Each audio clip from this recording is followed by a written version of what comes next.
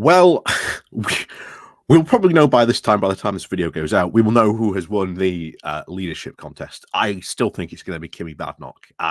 I've been saying that for a while. I've been predicting it for a while. I still think she's the one who's going to win. But there is a deeper question still going on that this leadership contest has really obviously exposed. And that is, of course, the European Court of Human Rights. This really picked up sort of last year, if you remember, around the Rwanda stuff, that, oh, we have to leave the European Court, it's the thing that's, stopping us. We absolutely hate this, whatever, blah, blah, blah, blah, blah. And then, of course, during the contest, we have seen this come up. Every single candidate had some sort of stance till now we get to the final two. And Jerrick's stance was that would be his main core platform, essentially turning it into a referendum, making it the new Brexit issue. Meanwhile, Kimmy Badnock turned around and said, well, actually, if we do leave it, it's not going to solve all our issues. Ironically, being the exact same stance that the anti-Euroscepticisms took it on, as if they didn't have to argue against it, if they didn't have to sort of push back against it. However, it is becoming very, very clear this is now the new Brexit, that leaving this European Court of Human Rights is quickly becoming the new Brexit for a lot of conservatives. That the only way we can do it is if we had a referendum to it. Oh, if we've got a referendum to do it, well, and of course, this type of thing should never ever be put to a referendum at all. It's just simply far too important. It's guarantees far too many of our rights, has a lot of consequences, and we talked about not only, of course, the Good Friday Agreement, what that would mean for, of course, leaving it. Our withdrawal agreement, again, it's baked into there as well. There are consequences, and these consequences never ever get brought up. However, shock of shocks today, Dominic Grieve has come out, and he has now advocated for we should not leave it because it would be an absolute disaster, and conservatives should not be even contemplating doing it.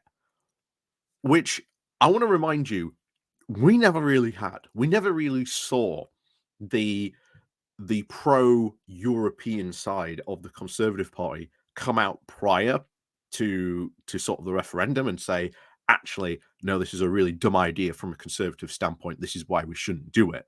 There was not a significant pushback, and it does seem, at least this time, that the more moderate, sensible Conservatives are actually realizing that and maybe recognizing the danger this represents and giving some sort of actual pushback to this type of thing. This would actually be is actually quite good. I do actually like the fact that they actually are pushing back against this type of thing. And I know Dominic Grieve, not exactly like the best conservative out there, although there are very, very few, to be honest. But the fact that he's gone and done this, bravo to him. Bravo for him for doing this. And I think it does deserve to be talked about because he does bring up the fact that there are consequences, and no one talks about these consequences or has brought up the consequences to the people who talk about leaving and ask them, well, actually, how would you then deal with these consequences? So well worth going into today. But before we do get into this, please do remember to click on like, share, and subscribe button. And of course, down below, there's the Patreon page. There's the One of Today's link called Buy Me Coffee, where you can all buy me coffee. There's the YouTube thank you button. And of course, as always, there is the Pony Club down below as well. So, as always, let's crack on then over into Conservative Home, of all places, making this argument, which, again, good on him for doing this. And we'll see in the comments, because there's not a lot of happy people, that he has written this. So, as the Conservative Party leadership election now reaches its climax, there are calls for the UK to leave the European Convention on Human Rights. This would result, of course, in the UK leaving the Council of Europe and ceasing to participate in the work of the European Court of Human Rights, where it has been now a leading presence. It is suggesting that we should now have a much more limited and purely domestic British Bill of Rights instead.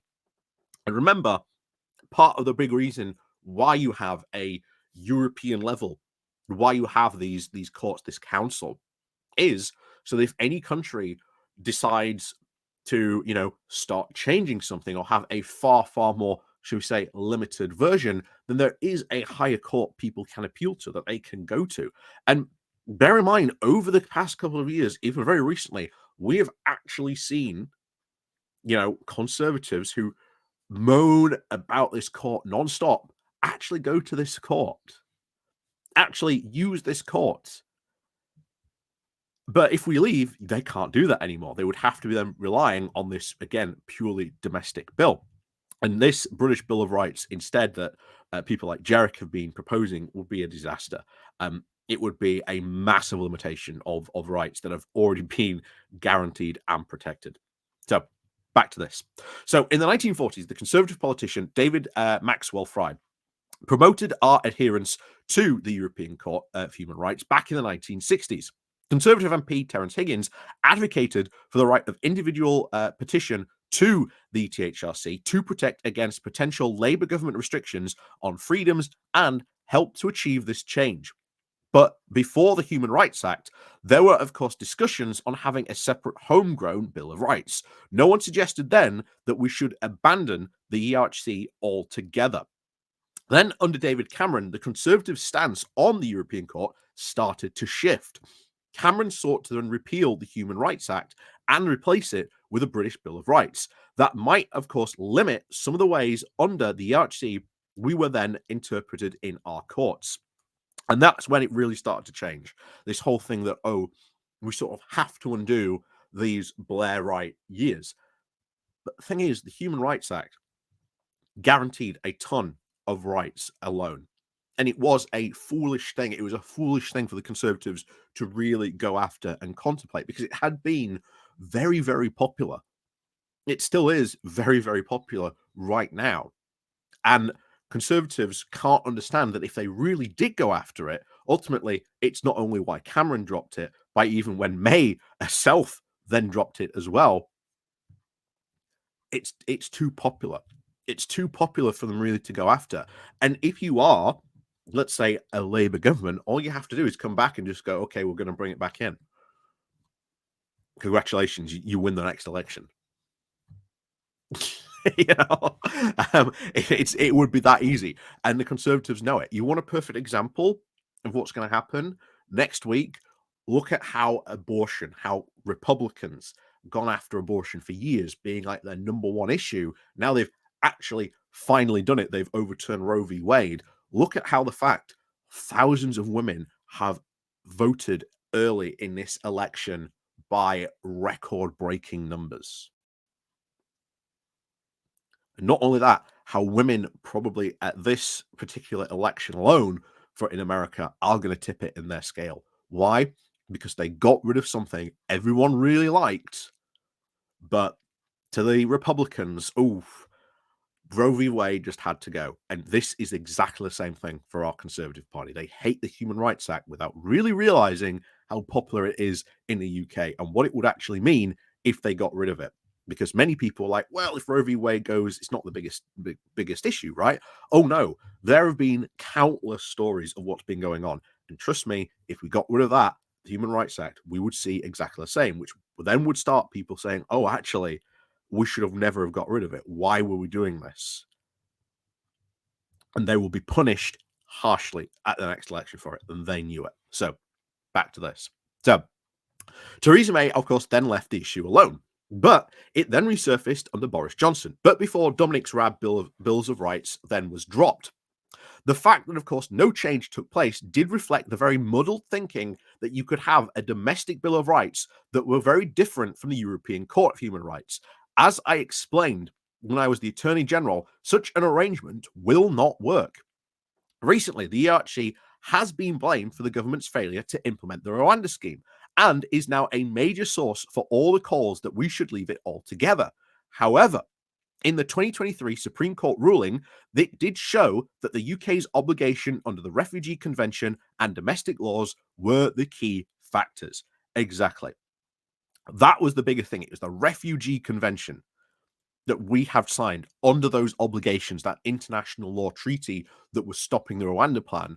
But remember, Conservatives see an opportunity here and they want to try and exploit it. So this debate, of course, currently around irregular migration, around the irregular migration crisis. I like how they're calling it the irregular migration crisis, has been oversimplified. Leaving the European Court of Human Rights is not the panacea many believe it to be. In her bid to become the next leader of the Conservative Party, Kimmy Badenoch stated, "We need to stop blaming the EU or international agreements and start fixing our problems here ourselves. And if we did leave the European Court of Human Rights today, I do not think we'd be deporting anyone any faster." And she is right. Yep. But trust me, Kimmy Badenoch is going to have to deal when she wins with all those people who want out of that, because that is not going to change. And unless you actually start to confront these people, say they're idiots, start to really take them on as Dominic Grieve is here, that ain't going to happen. Will there be a confrontation? Will she actually confront these people? We don't know. I don't think she's going to be a very good leader. If we see it, I don't think she has the capability to lead anyone. She isn't exactly the most inspiring figure when it comes to it. But we'll see what happens. So back to this. So there are, of course, ways to address migration that do not require leaving the European Court of Human Rights. For example, France and Italy both have both signatories to the ECHR and grant at least 28% and 48% of asylum claims. Respectively, the UK, by comparison, grants 76%. Rishi Sunak's government successfully did negotiate a return agreements with Albania, resulting now in the removal of thousands of migrants. But at present, many other irregular migrants whose asylum claims are rejected are not removed because other countries of origin will not take them back. And according to the Migration Observatory, all asylum applications submitted between 2010 and 2020 that were refused, of around 41%, had then resulted in a return from the UK, whether either enforced or voluntary. And by June of 2022, the failure, of course, to deport promptly has nothing to do with the European Court of Human Rights or the Human Rights Act. So, again, agree or disagree, Dominic Grieve is right there. Yeah, he's right there. Once again, they are trying to blame something that they really want to get out of, really want to undo, because they have this mindset of these things bad and we've got to get rid of them. But they don't understand the consequences. And this is where he starts to talk about the consequences. And this is the first time I have ever seen a conservative actually talk about what the repercussions of leaving this would actually mean. So, what, of course, is missing from this debate is a willingness to actually consider the repercussions of leaving the European Court of Human Rights. So, leaving the convention would have serious constitutional consequences. The convention is embedded now in devolution statements of Scotland, Wales, and of course, Northern Ireland. Again, very true. These could very well be overridden, but it would likely face strong opposition, particularly in Scotland, now fueling calls for independence. It would also undermine, as we've said many times, the Good Friday Agreement and threaten peace in Northern Ireland. The European Court of Human Rights is integral to the Good Friday Agreement, which mandates the British government to guarantee its enforceability in Northern Irish law. Exiting the European Court of Human Rights would then breach this commitment and would destabilize Northern Ireland's political balance. And that ultimately is the biggest one. It really is. We would be opening a huge can of worms in this. And this is the one I would love to see bring up to Robert Jerrick. Like, you do realize this is in the Good Friday Agreement, that we are under international obligations to enforce the European Court of Human Rights. You do realize this. I don't know what his answer would be to it, but it would be hilarious to watch him worm his way through that conversation, especially if you had an interviewer who could actually really hold his feet to the fire. This could then even provoke legal and political challenges, not only from the UK, but also from the Irish government and international actors like the United States, which played a role now in brokering peace. And suggesting that there might be ways to wriggle around this are nonsense. And he's right, they are nonsense. Any ways to try and get around this, anything like that, complete nonsense. The UK's departure from the European Court of Human Rights would also harm, of course, its international representation. Comparisons with countries like Russia and Belarus, which are not signatories, would also weaken the UK's credibility in addressing global human rights issues and abuses. Again, true, it absolutely would. It would also now further isolate the UK from European allies and reduce its influence in global forums like the United Nations and the Commonwealth. Again, absolutely true. If you pull out something like this, you weaken the UK's credibility, its diplomatic clout. Absolutely. And remember, the Conservatives in particular are all meant to be about foreign issues, foreign affairs, and having and maintaining the UK's, soft power. That is something that you would the Conservative Party has maintained for years, that the UK should have like a very, very good soft power. It's something that we actually were always have been very good at, sort of using this soft power.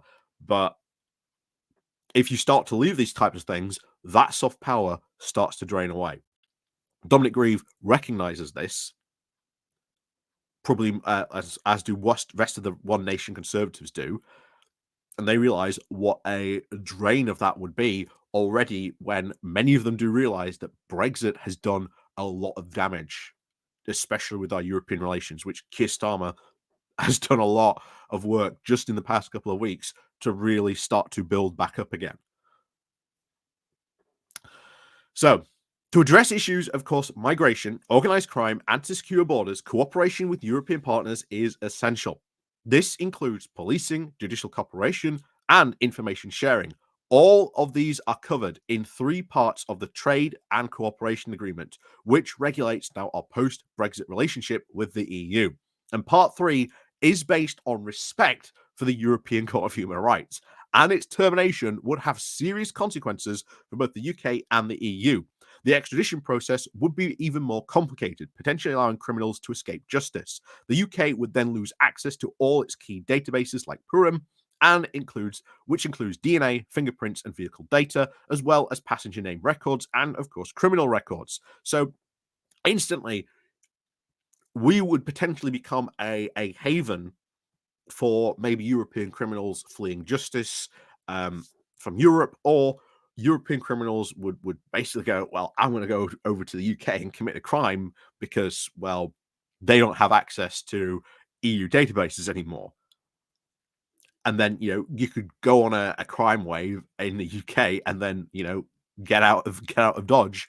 And then guess what? Makes extradition incredibly complicated, if not almost impossible. So there are huge consequences. And once remember, the Conservatives meant to be the whole, tough on crime. How can you be tough on crime when you can't even identify criminals? Anyway, back to this. So cooperation, not only just with Europol, but Eurojust are now 2 institutions now key for tackling this transnational crime, and could be very significantly reduce the UK's agencies with now fewer resources to access these very serious threats. If the TCA did also collapse, there would also now be very severe economic costs to us, which again, very true. The TCA would absolutely collapse, and that would have very severe economic things. But however, those purist Brexit headbangers would finally get that, quote, clean break from Europe, which again, because if you've been listening to them, they've said even this current Brexit we have now is just Beano, Brexit in name only. They aren't happy with it.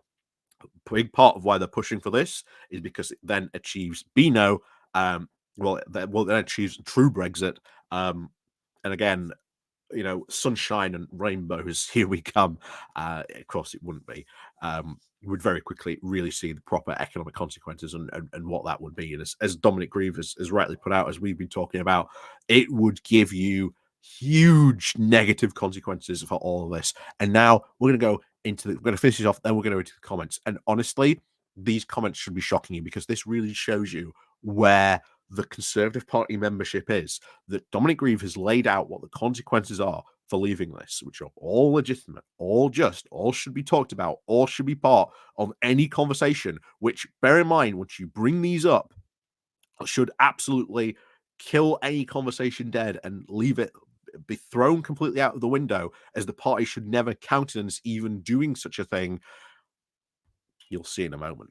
So Given now, of course, this very minimal gains and the significant risks of leaving the convention, when Robert Jarrett claims it's leave or die for our party, the reality is the complete opposite. Poor policymaking is now being masked by shallow rhetoric, which is a much bigger threat. Can we just emphasize the fact that he's saying that poor policymaking masked by shallow rhetoric is a much bigger threat? If only the pro-Europeans in the Conservative Party had been saying this about Euroscepticism, that it is just poor policymaking that is masked by shallow rhetoric. You see why this is quickly becoming or being tagged as the new Brexit. So let's go on to this. So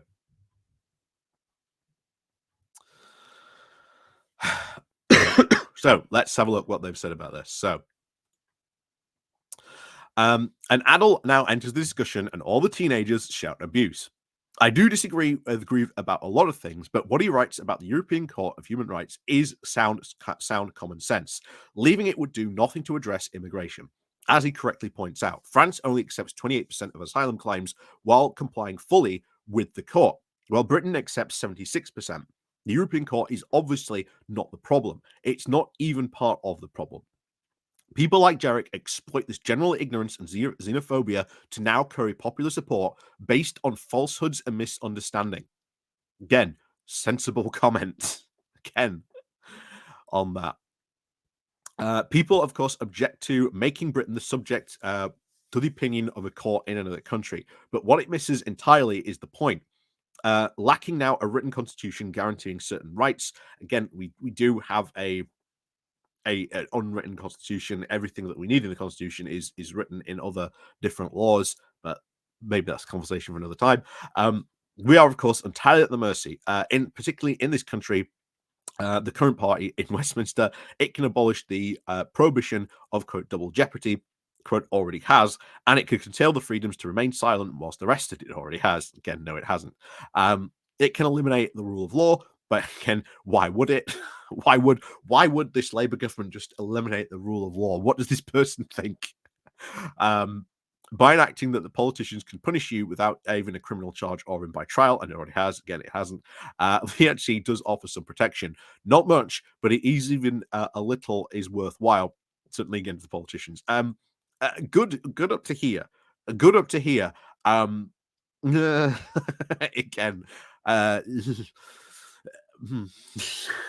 again, these are Conservative Party members. Someone else says we need to leave it because it isn't just about immigration either. For example, the right to remain granted to criminals who should be subjected to deportation, but also the recent appalling example of the interference into the Swiss democratic system over climate change. What? What? Never heard of that. I'm sure there's someone who will be able to tell me about that, but what? What?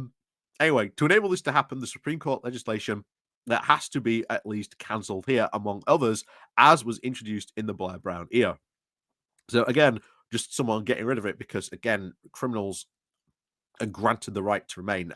They're not. This is, again, part of the thing that fuels all this, that, oh, there's all these criminals that are being caught, but we can't deport them because of, because we're in this. No, it's false. They are providing examples of these criminals. And bear in mind, when they do have one, it is like, plastered across all the news and talked about for like a year when it's like one example that they have. So here we have someone else says here, how could it ever be argued that it was a good idea to make Britain a subject to the opinion of a court of another country concerning what we do with our own borders? Such a discussion by a British government should ever now be considered actually legal. The worst thing in life, however, is not making a mistake about something, but being wrong. It is staying wrong. That is a very dumb opinion to have. Then someone else says, a politician who's likely now in the political graveyard, and of course, a treacherous Ramona. No, again, how would you address all the things that he's just said, the consequences of what leaving it would be? To which someone else says here, the Tory party is now and never again will be in power, and it's because of people like this dreadful man. So someone replies, who? Churchill? Yeah. And someone else says here, um, all that may be correct, but the truth is that the situation we are in regards to the irregular crossing channel of migration is now facilitated by criminal networks, and the inability to deport criminals guilty now of serious crime. Again, you can deport criminals of crime. This is a big part of the European Court of Human Rights. It enables this. Leaving it wouldn't enable it. It would be a lot harder to do. Is now the protection of nuance of their existence, I think, is completely immovable under the current agreements, and of course unacceptable. If it is not the European Court of Human Rights, then what is now inhibiting our effective action? To which someone then replies, it is not the European Court. It is certainly not the European Court, as this article points out. France is a signatory, yet France only accepts 28% of asylum claims, where Britain accepts 76%. So again, it just goes to show you the sheer ignorance around this, that people don't have a single idea what they're talking about. And of course, we get here with the name of Free Britain. Gee, I wonder how this comment is going to go. If we had not been in the European Court, we would by now have implemented a series of much simpler and more tightly defined absolute rights, which could not be waved away on legitimate public policy grounds. Again, what would be those rights? And would you be able to maybe expand those rights? I don't think so, by the sounds of it. The European Court is an absolutely mess. No one really knows where they stand with it and what their rights are. Yeah, because a lot of people don't really know. It's not something that tends to be talked about, unfortunately. What it seems here is we do not have now an effective way of your neighbor pointing permanent surveillance cameras at your front door. Yeah, the Ring doorbells are, but it's on someone else's property. You might not like that someone else has a Ring doorbell, but hey, there you go, it's on their property. But there are, I think, rightly, maybe privacy concerns about that. There are right about those, but there you go. We don't even have the right to trial by jury, which we used to have. That is so dumb. I'm not even going to respond to that because we do. We don't have double jeopardy protection, which we used to have. Pretty sure we do.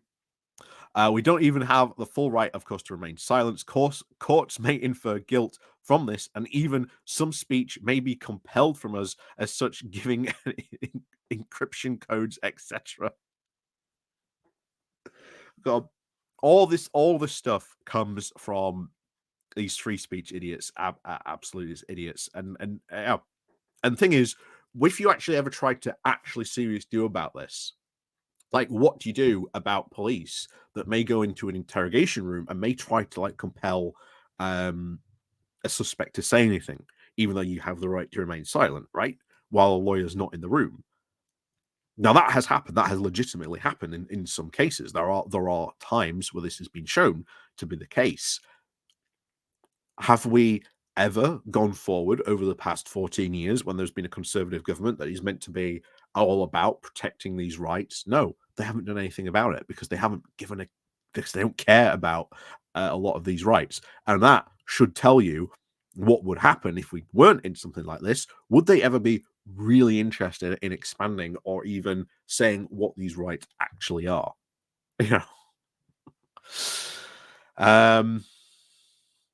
So, this is a long one.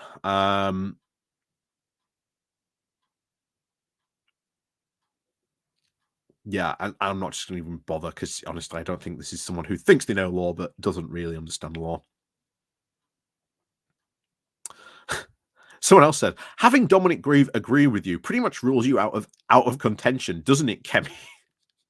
Every word of the above is absolute total nonsense, by the way, or at least to say it's his political opinion, not his legal opinion. No, those things that he brings up aren't political opinion; those are political facts of what would happen. I do not think that leaving European court is a waste of political capital, though. We should simply place it on the same legal footing as the rest of Europe, which is to say, no legal footing at all, and make this nonsense activist pseudo court not have any impact on real courts. Again, even doing that would have a lot of implications on this. And